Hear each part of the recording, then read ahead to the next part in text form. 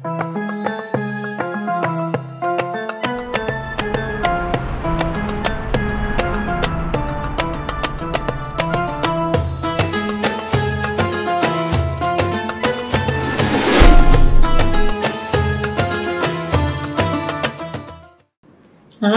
warahmatullahi wabarakatuh. Alhamdulillahirabbil wabihi nasta'in ala umuri dunya waddin. Wassalatu wassalamu ala asrofil anbiya'il mursalin wa ala alihi washabbihi ajma'in. Amin. Kesempatan kali ini saya akan membawakan cerita yang keenam dari buku biografi 35 sahabiah Nabi, yakni Ummu Sulaim. Seorang wanita berakal yang menyatukan ilmu dan pemahaman, keikhlasan, kejernihan, kemuliaan, dan keberanian. Dialah wanita yang keimanannya masuk ke hatinya dan bertakwa, suci, bersih, sejak pertama kali mendengar kitab Allah dan sunnah Rasulullah. Dialah wanita yang selalu membela Nabi dan mencintai Nabi. Dan dialah wanita yang khusyuk, sabar, mulia, ahli hadis, serta memiliki kedudukan yang besar, dan wanita yang pernah lihat Nabi di surga. Beliau adalah Ummu Sulaim binti Mahlan, ibu dari Anas bin Malik. Kala tanda-tanda Islam muncul di tanah Jazirah, Ummu Sulaim termasuk salah seorang wanita yang langsung memeluk agama Islam. Keimanannya masuk ke dalam relung hatinya, dan dia mencintai Islam dalam jiwa dan raganya. Suaminya, Malik bin Nadar, ayah dari Anas bin Malik, marah ketika mengetahui Ummu Sulaim memeluk agama Islam. Ia memintanya agar meninggalkan agama Islam dan memeluk agama para leluhur. Ummu Sulaim enggan untuk meninggalkan agama yang agung ini, dan suaminya pun memutuskan untuk pergi meninggalkannya dan terbunuh oleh musuh. Ummu Sulaim yang mendengar berita tersebut menerimanya dengan lapang dada, dengan penuh keikhlasan. Dan dia berharap dengan adanya kejadian ini, semoga dengan adanya kejadian itu, Ummu Sulaim dapat mengambil hikmahnya. Ummu Sulaim pun mendidik Anas atas iman, tauhid sejak masih kecil, dan memutuskan membawa Anas bin Malik kepada Rasulullah SAW untuk menjadi pelayan Rasulullah.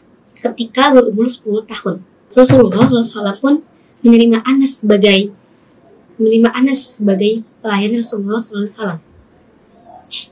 Anas selalu berada di dekat Rasulullah, mempelajari akhlaknya, sifat-sifatnya, serta perilakunya yang penuh dengan keberkahan. Keberanian dari Ummu Sulaim untuk mengatakan Anas kepada Rasulullah dan menjadikannya sebagai pelayan Rasulullah menjadikan banyak buah bibir di masyarakat. Salah satunya adalah Abu Talha.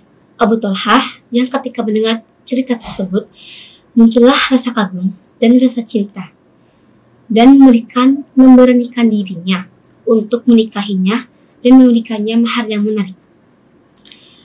Hal yang tak terduga pun terjadi ketika Ummu Sulaim menolak Abu Talha dengan alasan dirimu adalah kafir dan diriku adalah muslim. Jika kau ingin memiliki diriku, maka kau harus masuk Islam. Barulah kau bisa memiliki diriku. Perkataan Ummu Sulaim menyentuh hati Abu Talha. Abu Talha pun memutuskan untuk pergi ke Rasulullah SAW dan meminta bagaimana agar dia bisa memeluk Islam.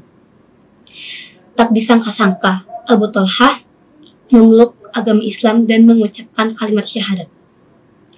Ummu Sulaim yang mendengar berita tersebut amat sangat bahagia, dan beliau pun menerima untuk dijadikan istri Abu Talha dan meminta Anas sebagai anaknya untuk menikahkannya.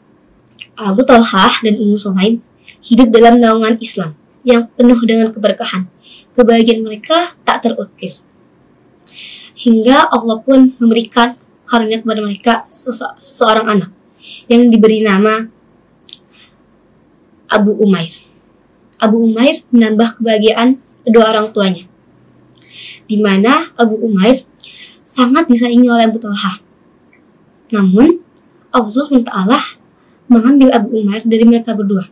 Dan hal tersebut adalah kejadian yang sangat menyedihkan bagi mereka berdua. Kejadian tersebut terjadi ketika Abu Talhah pergi ke masjid dan Abu Umair meninggal. Ummu Sulaim pun berpesan kepada saudara-saudaranya agar tidak memberitahukan kepada Abu Talhah atas kejadian tersebut. Setelah Abu Talhah pulang dari masjid, Ummu Sulaim menyambutnya dengan hangat dan menggunakan pakaian yang bagus dan wangian. Setelah Ummu Sulaim menjalankan tugasnya sebagai seorang istri, Ummu Sulaim pun baru memberitahukan kepada Abu Talhah. Dan Abu Talhah seketika marah dengan Ummu Sulaim dan bergegas meninggalkan Ummu Sulaim pergi ke rumah Rasulullah serta menceritakan semua kejadian di malam itu. Rasulullah pun hanya menjawab, semoga Allah memberkahi malam yang kalian lalui. Kejadian tersebut menjadikan Abu Talhah dan Ummu Sulaim sabar dan selalu berhusnuzon kepada Allah atas apa yang telah menimpa keduanya. Tak selang tak berapa lama, Ummu Sulaim pun hamil dan melahirkan seorang anak. Akan tetapi, lahirnya seorang anak itu langsunglah dibawa ke hadapan Rasulullah SAW. Rasulullah SAW pun menamainya Abdullah. Dan dengan dari Abdullah itu sangat menambah kebahagiaan Ummu Sulaim dan Abu Talhah. Kesimpulan yang dapat ambil dari cerita tersebut adalah selalu mencintai Allah dan mencintai Rasulullah, sebagaimana yang dilakukan Ummu Sulaim yang menggunakan keringat Rasulullah sebagai wewangian. Hanya ini yang dapat saya sampaikan, dan jangan lupa saksikan kisah-kisah sahabiah Nabi selanjutnya yang gak kalah menarik dan gak kalah menginspirasi. Sekian dari saya. Wassalamualaikum warahmatullahi wabarakatuh.